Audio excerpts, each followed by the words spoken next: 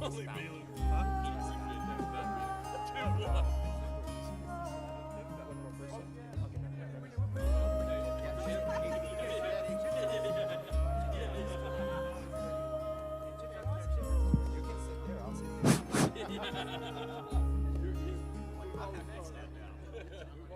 A light I am, do you see? A lamp I am, do you know? A door I am, do you know? A road I am, do you walk?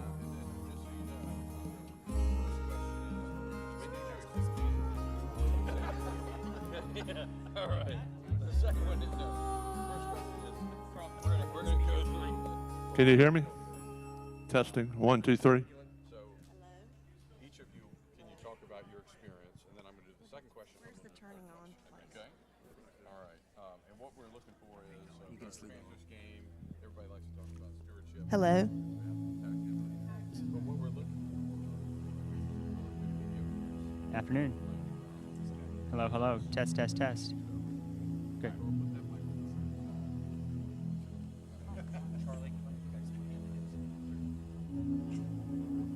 Test, test. Test 1. Yeah. Okay. We're all ready when you are.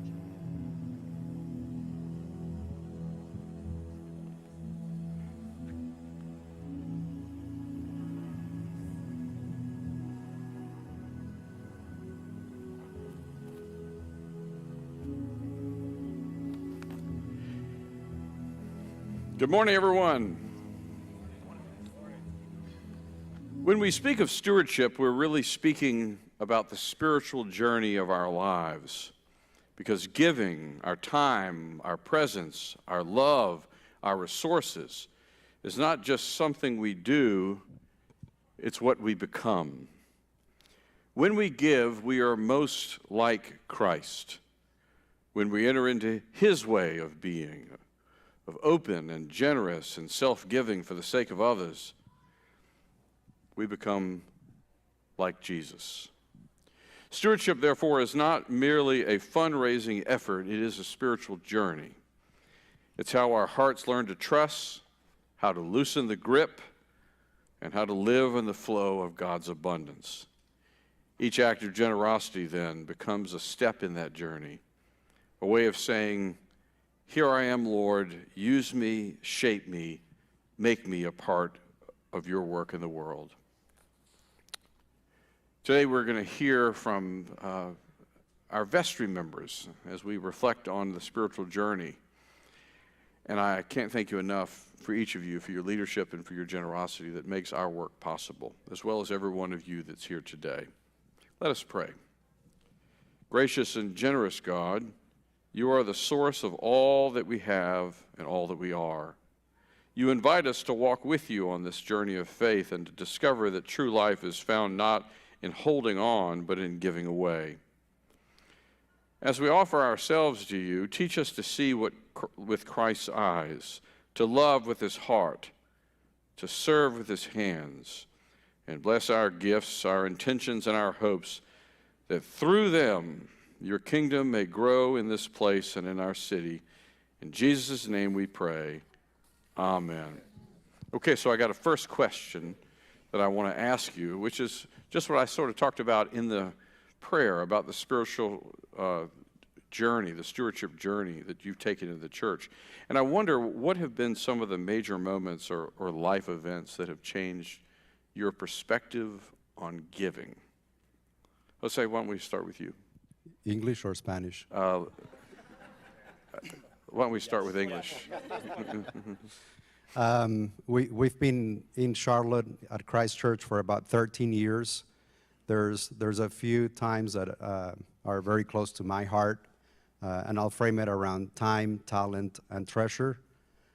Time, this is many years ago, I got approached to serve as a mentor for a confirmation child, and we developed a mentoring relationship. His name is Colin Crawley. And we started doing Boy Scouts, we started doing community work. So it started with confirmation mentoring, and then he ended up interning at our business, and we ended up hiring him full-time. So that's an example of devoting time to one individual that grew, and today he's been promoted actually twice. It's a great example of something that was born here at Christ Church and has evolved over time. As far as talent, Cindy and I, since the beginning, we believe in the shadow of the leader and showing our children how to be involved with our talent. So every committee that you can think of, we've been a part of. I think the one that has had the most impact for me personally was the outreach committee, because I was completely ignorant about how many organizations Christ Church helps on a weekly, daily basis that we don't know about. That was with Matt Holcomb back in the day, and it was a great experience that ended up leading me. I joined the board of one of the nonprofits locally because of the involvement of Christ Church with Charlotte Family Housing. And then the last one, the most obvious one for all of us, is Treasure. And our mindset has changed over time, and we are a family that concentrates our efforts versus spreading them out. So probably 90% of our giving goes straight into Christ Church, and every year we make it bigger and more impactful, and God always provides. Every time I do the pledge, I'm like, how are we going to pull this one off? And every year he comes through. And I think it's an extra tax return that we may get a refund, or an extra bonus, or an extra dividend, or something that I had not expected. But every year he provides more, and then we turn around and provide more. Thank you, Jose. Thanks, Jose. Hi, I'm Jenny Cobb, and this is you didn't ask for this, but this is my third and final year on the vestry. Roger and I joined Christ Church back in about 1995 or 96, and there have been I can't think of one or two examples of what Christ Church really has meant to us, but just a few things. We started getting involved right away as young adults, and coming to Christ Church was different then. I think that it was more just about coming to church on Sunday, and Roger was real involved in, both of us were getting involved with the brand new young adults group and things like that. But now Christ Church means so many more things, I think, from people that were at the women's retreat. It's not necessarily everyone who shows up on Sunday, but they're touched in so many different ways. The retreat, it would be, say, the sages that come to hear the cardiologists speak about heart health. It might be the young ones singing in the choir, and their parents attend church there, or they come on this Wednesday nights. It might be the wonderful youth group in the new place we're going to have for them. And we're outgrowing the space that we have, and what a marvelous problem to have. Christ Church just means so many things to so many different people. Personally, just serving on different commissions and committees, and volunteering for one of my favorite events, Trunk or Treat, where there's hundreds of Christ Church members and friends and family, all ages, that come and celebrate just being together. We've been through, Roger and I both, the deaths of our parents, of one of my siblings. Christ Church is always there. It's wonderful to be able to give in a way that just comes from the heart. And you just, even if you're at church on a Wednesday night, or you just come for a specific Brene Brown program or whatever it might be, we're going to need Christ Church at some point in our lives, and it feels good to be able to fall into the arms of this place. That's great. Oh, you got one. Thank you. And trunk or treats on Tuesday. Trick or treats on Tuesday. Yeah. And it's amazing. Hi, my name's Charlie Deason. I'm second year on the vestry, so I got one more left. The word from Chip, your question that really stopped me, I guess, was journey. because I think with every spiritual practice, whether it's generosity or prayer or otherwise, I do feel like we're all on our journey, and maybe it's 2 steps forward, 1 step back sometimes. But a key difference to me between generosity and time, talent, and treasure and prayers, we talk a lot about prayer growing up, and we don't talk a lot about generosity and how to even be intentional and thoughtful in it. And so maybe I'm just speaking for myself here, but like for me and Sarah, it really started when we joined Christ Church like 5 years ago. And there were 3 of maybe more milestones that have been influential for us as we thought about how we can be more intentional with our time, talent, and treasure. The first was CCK, because keep me honest, but I think you have to be a member in good standing, which means you make a pledge and you fulfill that pledge to be at CCK. And that was really the first time that we thought about any church as our spiritual home and how we wanted to make a thoughtful pledge and then stand behind it. So that was kind of step number 1. Step number 2 was rereading a book that I had read back in 2017, but I guess it didn't stick with me the first time. And it is called God and Money. And it was written by a guy I knew from when he was in private equity way back when. And it breaks apart all the like 2,000 Bible verses that touch on giving of primarily treasure, and then also has helpful tools to think about how you're being one of 3 archetypes, and whether you're a spender, a saver, or a servant with all the treasure that you've been giving. And to me, that was just a thought-provoking read. And then last, and Jose and I didn't coordinate this, but being on the Outreach Commission was eye-opening for a number of reasons. But to build upon what Jose said, a lot of what you do is review grants from different organizations. And in a perfect world, we could give as much as every organization is requesting, but oftentimes you have to make hard choices. And thinking about both the impact that we have and the incremental impact that we can have, I think really brought to life the tangible impact that Christ Church can make. So my name's Ned Waller. I'm a second-year member of the vestry.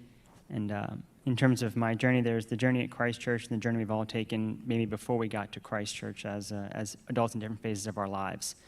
And so I'll say, I guess on the treasure front at Christ Church, I moved here after business school, and I figured that as a young associate at an investment bank, it was probably most responsible thing to do with my money versus other things that young bachelors can do in a bank to give it to the church. So that was the first start. But then really it started for me as a young adult right after college, living in D.C., going to an Episcopal church there, and I'd seen my parents as a practice of giving do that, and so I did the same.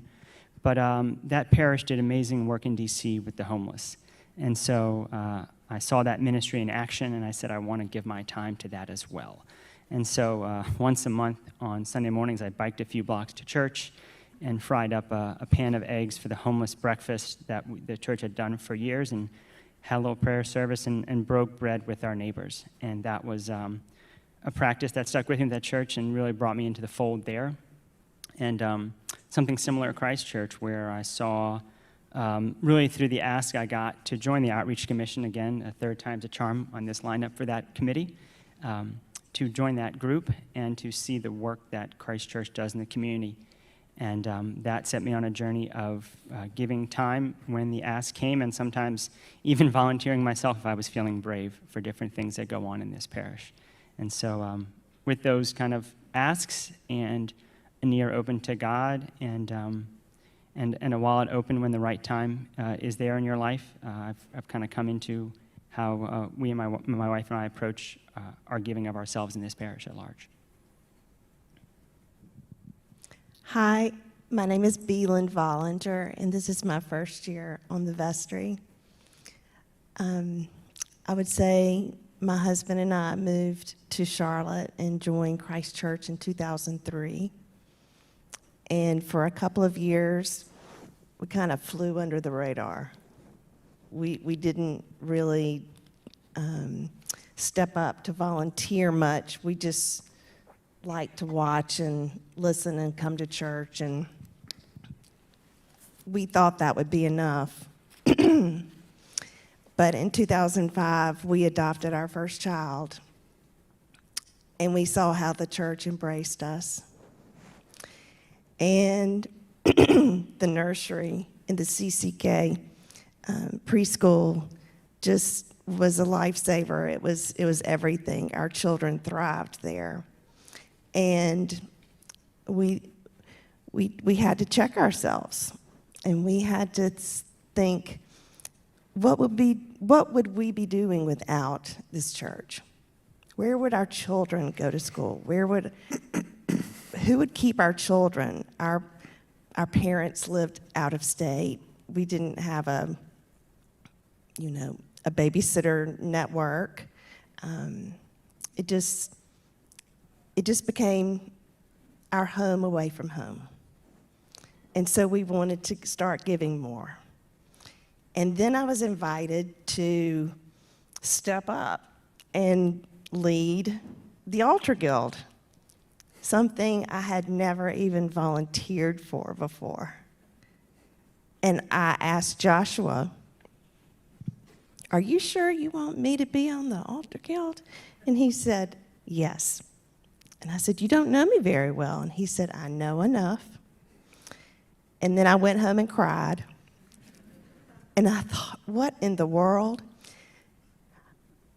I guess I'm just going to have to just open my arms and my heart and go for it.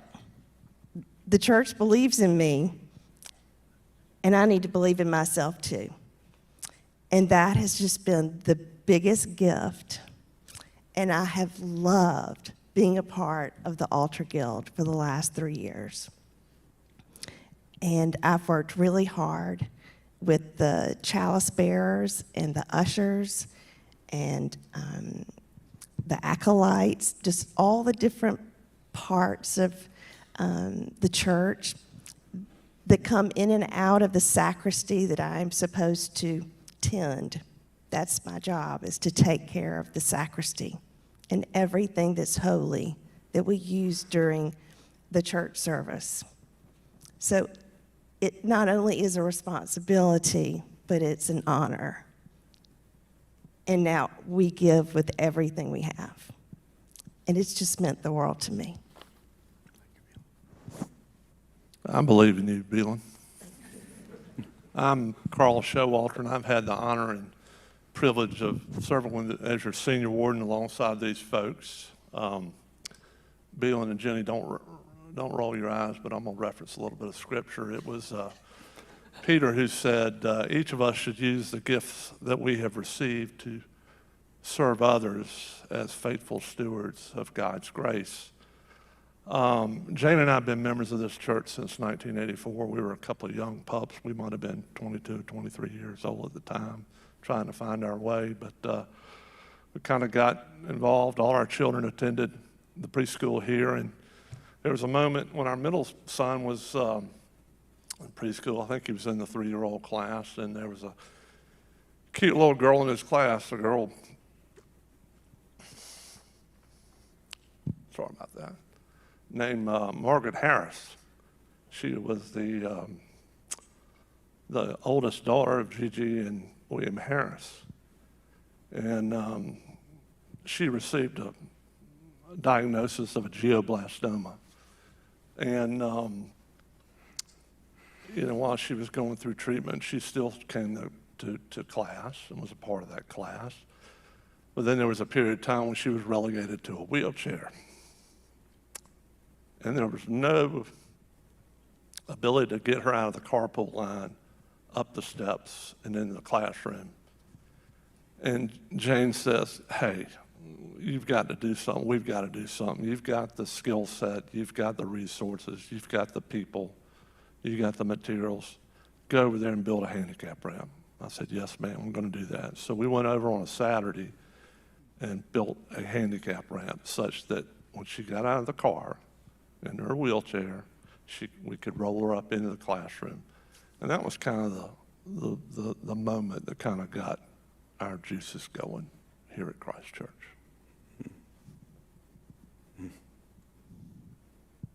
Thank Sorry you about all. that. I guess I'd love to go around again and think about, because there are these moments that we have, memories of where we've seen Christ Church love flow in.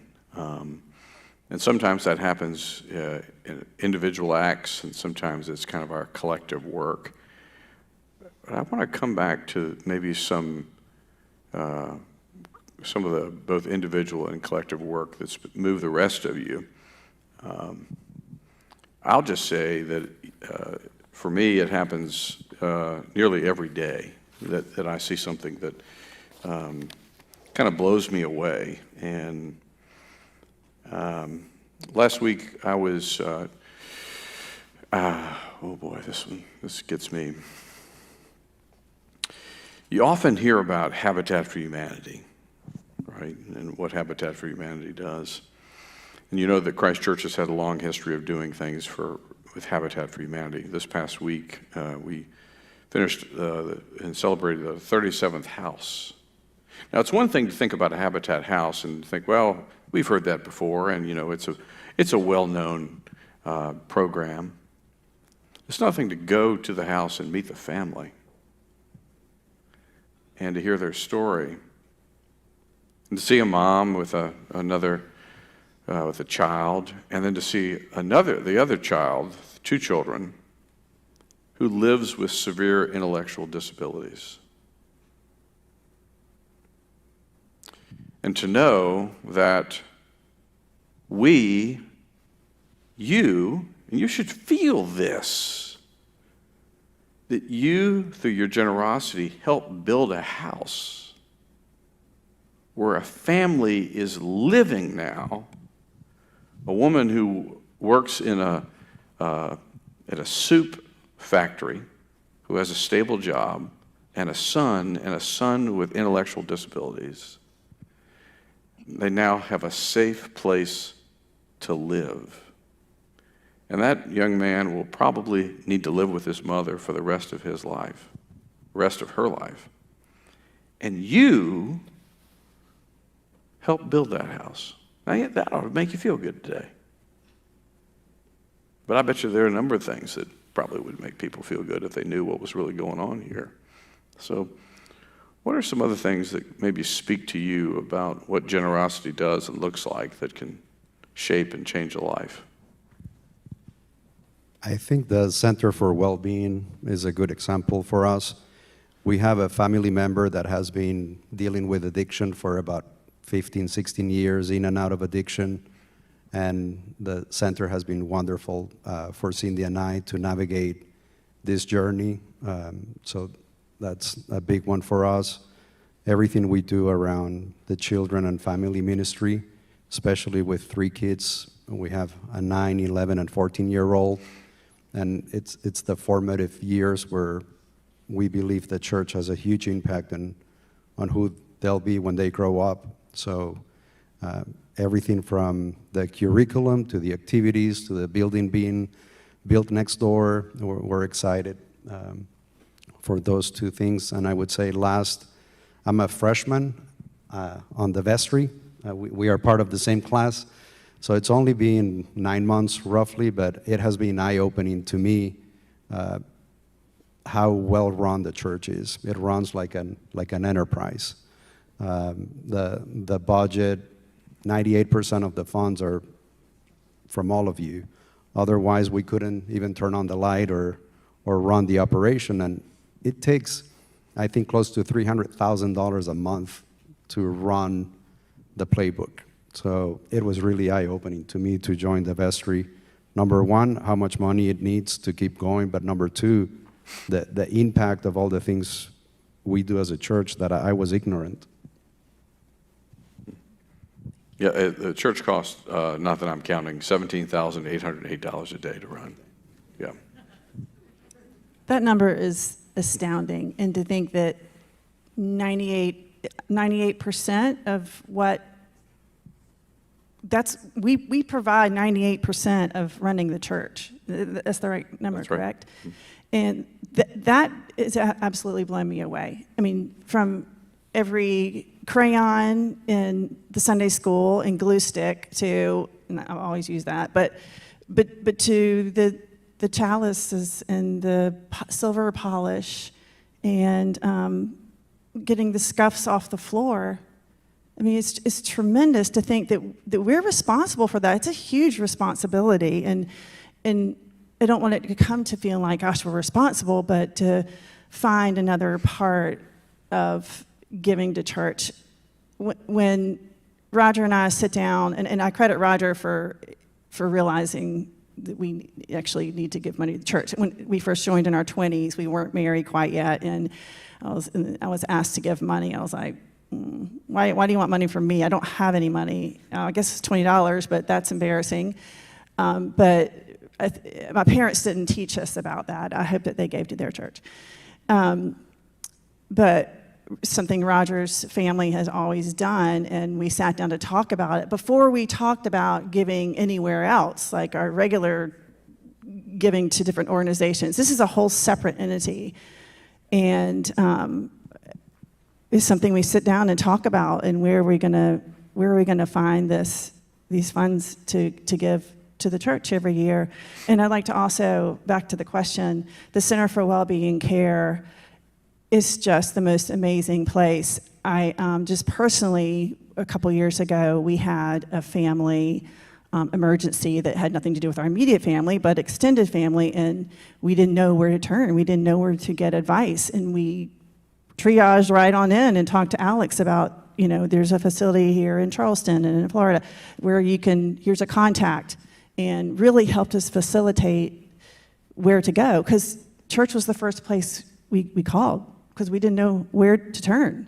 And then just even since then, that was several years ago, I mean, personally, I've seen Alex several times. It's just a really beautiful place to be. And when I tell people about the Center for Wellbeing and Care, they're like, you what? You mean some churches have therapists that rent spaces in their church, and they have a little sign hanging up that'll say, counseling services or whatever.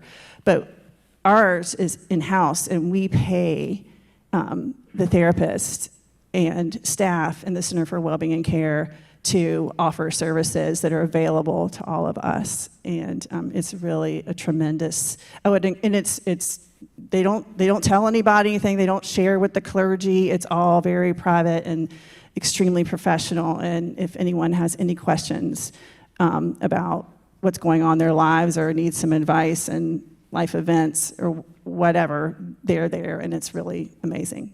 Yeah. And I'll say those services are free. Yes, because we But- pay for them. Yes, they're free, but they're not free to the institution. Right, that's Right. my point. Yes. Yep. So 16 hours of free counseling for anyone in the congregation. It's a real gift, but we have to raise money for that. I'm going to go off script here. I was Yeah. not planning to talk about these two things, so we'll Please see how it do. goes. But I guess two things that I'm grateful for, and this falls more in the bucket of, sitting under the shade of trees you didn't plant. And one of them is the Center for Wellbeing and Care, where I think Laurie can keep me honest, but we've heard stats of 60% of the people, I think, that go to the Center for Wellbeing and Care are first-time seekers of therapy or counseling, and then 60% are male, and I certainly fall into both of those buckets. So about a year ago, I was just struggling with vocational questions and went and scheduled an appointment with Alex Bacon, had a couple conversations, which is incredibly helpful, and that would not have been an option if we didn't have that here at the church. And then the second thing, which is a very recent revelation, at our most recent vestry meeting last Monday, we had some folks from the music department, whatever we call it, come and speak. And Charles Milling, who you probably see if you come to Contemporary or Discovery Service, was sharing that at one point we had half of a musician for those services about a handful of years ago. And all I've known, because of the services we come to here, is really a full band. And our boys, who are now 10, 8, and 5, just love so much the casual nature of All Saints Hall. We love it too. And so, I think the music is something that we don't think about, but has been really grown over the last couple of years. So I'm going to go a little off script too. I don't know if I can even tie this to generosity, but I've heard Carl's story before, but I am not a young pup anymore, but I'm not as senior as others in this parish are, but the example of healthy masculinity that men who are older in this church have set is awesome. And I just want to say that. It's incredible, and I'm not going to name 10 names, although I could, and I could probably keep going, but it's great. So that's the first thing. Second of all, for what I'm excited about, I would say my wife and I have also gotten a referral for folks we know from the Center for Wellbeing in this past year, so that's been really helpful. Second of all, there's a beautiful building going up next door, and your annual donation will not be paying for that right now, but the annual donation is paying for that in the future to keep the lights on in that space and for the community that it will build amongst this parish and in this community. So that's pretty darn exciting. And then I guess getting back to the people of this church and the staff of this church, it's pretty incredible to be a part of an organization like this parish where, at least in my opinion, the staff and the clergy, there are no duds. It's incredible. You know, everyone is kind and smart and talented and helpful, and they make this parish work here and in the community. And that takes effort and it takes funding. And so I am grateful that we as a parish can support having the talented folks working for this parish and clergy who make this church possible. And so I'm always excited to give because it helps sustain that talent who enriches us spiritually and enriches our community as well in so many ways. I hope I can remember the question. Just go off script. The original question. But since I concentrate my volunteering inside the sanctuary, that's sort of my world that I get to see and enjoy and spend time in, alone and when we're having services. And I just want to say, the music program here, it just touches my heart like nothing else. And sometimes when I come to fill up the candles during the week so that you have a nice flame on Sunday mornings, Ben or Owen, that they're up there practicing on the organ, or some of the choir members are practicing their solos. And I just think it's just the nicest thing. It's a blessing that I get to sit there and just soak it in. And I'm the only one in the church that can hear it. I don't know, I just think that's so special. I think the music program here in All Saints Hall is incredible. And it's helped to grow the Discovery service. I mean, you want to come to church when it's fun when you're 3 years old. And Charles definitely brings the fun. Mm-hmm. And I think that is huge. I also, I want to thank everybody who helped me sort of pay attention to the sacristy. Mm-hmm. I think the sacristy was built in the 1950s. And it's the first thing you see when you walk out of communion, and you used to see a bunch of Home Depot buckets and a trash can and a red or maroon countertop with blue tape covering the piscina that didn't work anymore. And I don't know if you go to the services in the church at 8:45 or 11:15, and if you go to the rail for communion, and if you exit to the right. But if you do, please take a peek, because it is beautiful.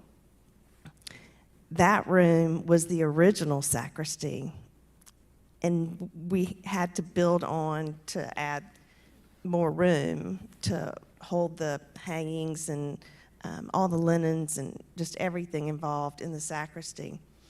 But it's amazing what a coat of paint does for your mood. It's exciting. It's beautiful. And that room is a holy place, and it looks holy now. And I want to say thank you. And I'm also very proud of the countertop and the knobs that we waited 6 months for. We can now open the drawers and cabinets.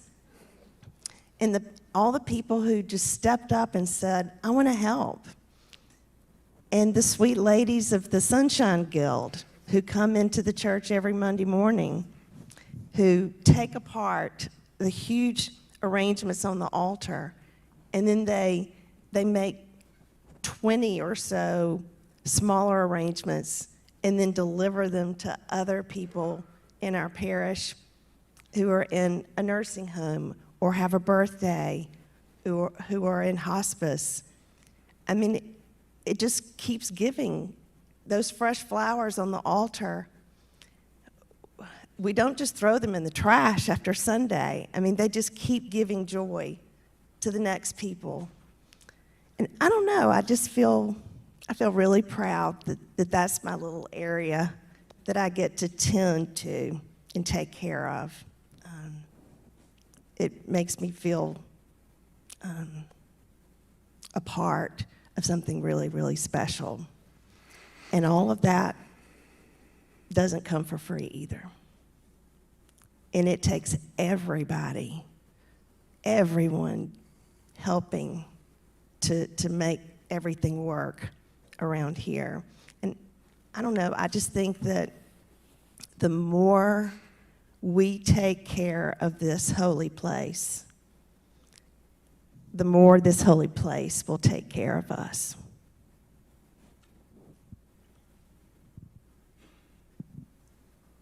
Well, this is my second tour of duty on the vestry. In fact, I was on the vestry when we were interviewing a young man that would hopefully answer the call, and it's this young fella down here on the end. What was that, 20 years ago, Chip? And I remember sitting right beside him, and he was answering a question. I was looked down at his shoes, and I was impressed the fact that he had used sole dressing around his shoes. I said, well, that's a man who still, he believes in details. So I hope he answered the call. So thank you for answering the call. Yeah. I better get some more soul dressing. Yeah. And being on the vestry, you've heard it, you realize that the church has a business component to it. And we've grown accustomed to enjoying the ministry, the music, the choirs, I mean, everything that goes on, but there's a cost associated with it. And those costs continue to go up. And you've heard it before, 98% of our budget is from passing the hat. So we really count on each and every one of you to step up and help fund this ministry, which we've grown to enjoy. Well, I got one more question for you. And, the reality is that each of us has to move from a place of saying, I belong to Christ Church, like many different organizations we might all be members of, whether it's associations, clubs, book groups, whatever you're a part of, from saying, I belong to Christ Church, to saying, Christ Church belongs to me.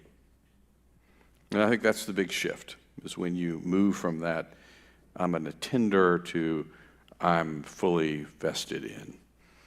And when that happens, there's a great power that's released that enables us to do mighty, mighty things. And you see those things going on all around. Because of your generosity, we've been able to respond to the needs of a growing and younger congregation.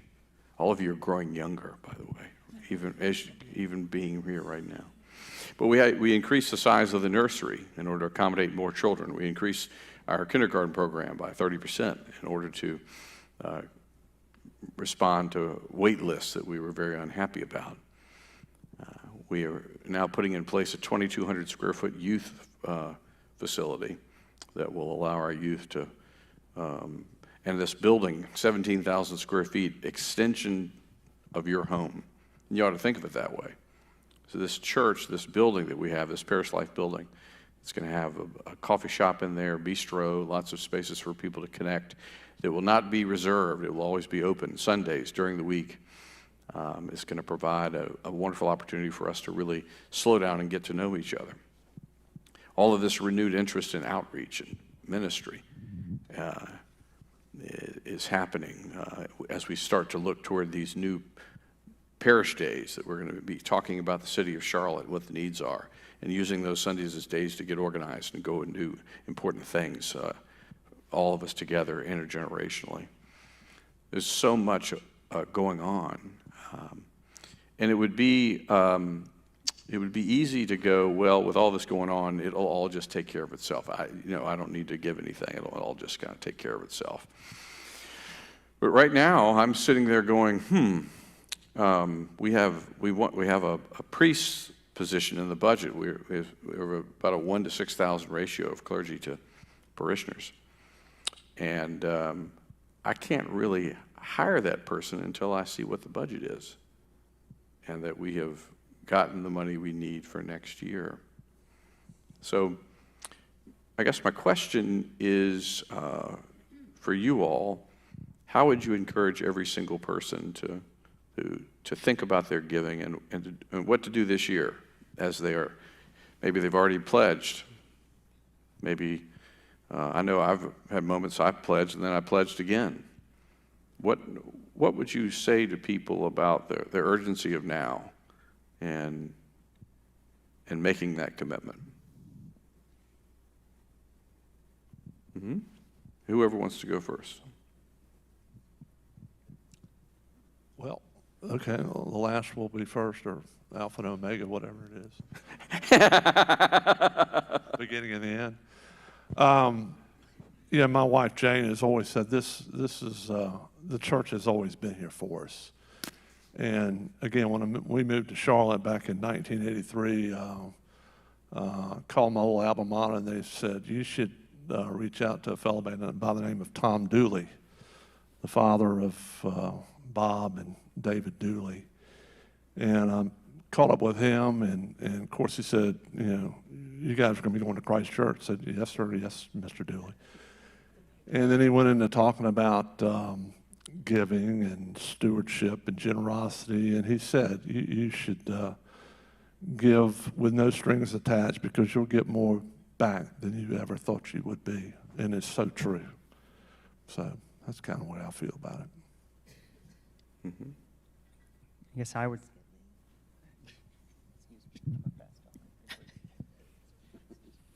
I just wanted to say quickly that there's power in the personal invitation of volunteering at the church.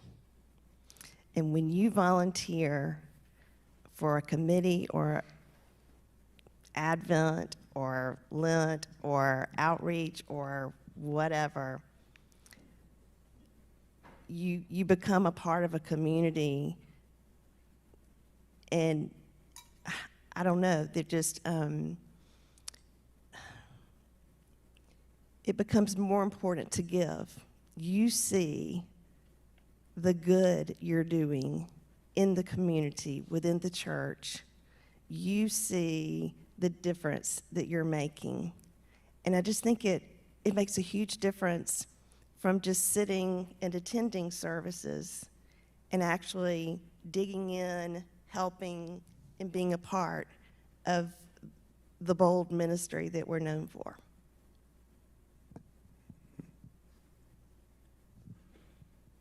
So I would say that the chance in this coming year to engage the broader community through things like intergenerational days of service is a chance to bring the church together across ages and stages, which is something really special about a church and this church. And so that is an opportunity that's not to be missed for us to give of our time for the service of the broader community where needs are great. And then as well as we are transitioning into the new spaces and continuing growth of the Center for Wellbeing and Care, the generosity of this church in the capital campaign was stunning. But the campaigns come and go every 5 or 10 years, but the maintenance and those wonderful staff are with us every day as we have our own spiritual and psychological and emotional needs. And so giving supports all of that happening every day and not just every 7 years. And so let's set ourselves on a great path as we give together to sustain the church as we know it and love it.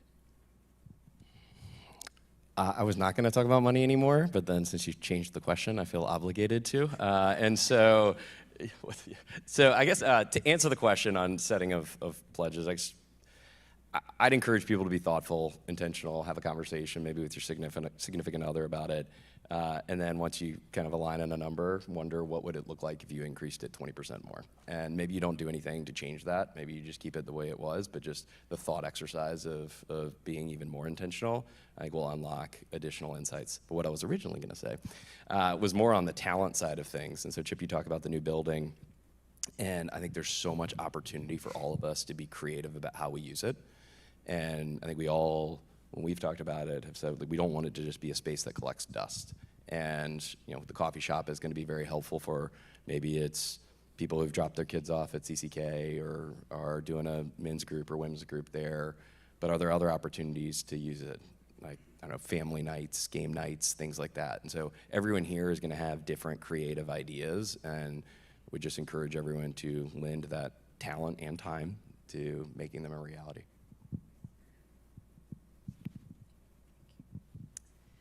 I would just encourage everyone, and I said this before, to make time to sit down and prayerfully, intentionally think about what you want to pledge, and echoing what y'all have said too, and make it a separate thing from what you give annually to other things or as they come along.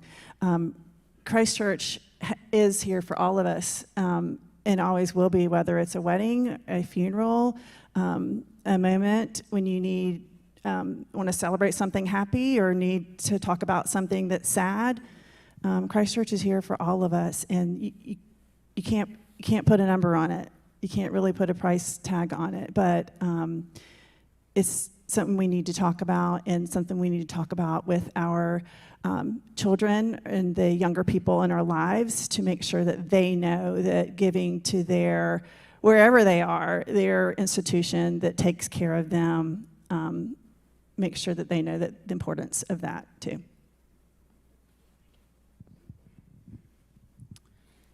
I would echo everyone's perspective around time and talent.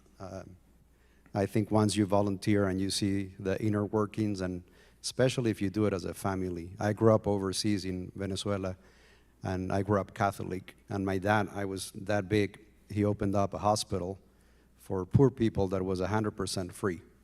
And we would go to the hospital and see the service that the hospital would provide. And those images are ingrained in my mind forever. So when we plan as a family today, we're very intentional to open the aperture. So it's not only 2026, we're thinking 27, 28, and how to make it bigger, better, more impactful. Back to my original comment, somehow God always provides. The church is not sheltered from inflation. All of us are impacted by inflation, and so is the church. So if you go to the grocery store, the gas station, any subscription service that you have, they're increasing their prices. So guess what? The clergy and everyone that works at the church is facing the same headwinds that all of us are facing. So how can we, all of us, dig a little deeper and think through not only 2026, but 27, 28, 29, and there's many ways of doing that. There's a donor advised fund. You can do some stock giving to the church. You can do, there's different mechanisms that if you have questions, we're happy to help and provide perspective. Well, it's amazing to think about the journeys that each of you have been on and the people that have influenced you. And I want to thank, on behalf of our congregation, your willingness to step up to this sensitive conversation, because there's a lot of fear in giving of our time, talent, and treasure in a world that says there's not enough. And you all have faced that squarely. You face it every year. And yet, somehow in your prayers, your spirituality, your commitment, your habits, you are our stewardship leaders. And I would just say to everybody here, we're all on a journey together. And this church, over the last 50 years, 80 years, and the 20 that I've almost been a part of, has done extraordinary things. Through every moment, whether it was the financial crisis in 07, 08, to a host of mental health, some suicides that happened that enabled us to do a response. I'll never forget, and I know not everybody can do this, but I had a woman call me and she said, Chip, I want to give a health worker to the church to help deal with this issue. And I said, that's very kind. What would you like me to do? And she said, come get the check. And she funded that for 10 years until she died. Other people just come and, like Balin said, get flowers and take, both of them are working with small kids, and take them out to somebody in need. This church has done small and mighty and extraordinary things over all of its years. We're now in a position to do even greater things through this capital campaign. But what we need is to really concentrate on our annual campaign and make sure that, because we believe that what God has in store for us in the future is even greater than what we've accomplished. So thank you for being here today. Thank you for your taking this into your heart. Thank you for what you've already done. Thank you for what you will do. And let us pray. Oh God, you have given everything to us. Everything that we have. Even the money that we have in our bank accounts is just house money. You've given it to us as a gift. So help us to think and to pray about our time, talent, and our treasure. And help us to move more closely in line with you. Because it is in giving and sharing and loving that we find you. And it is in giving and loving and sharing that you move through us into the wider world. And when that happens, the world feels your love and hope. Amen. Thanks so much for coming today. And thank to our panelists for being here.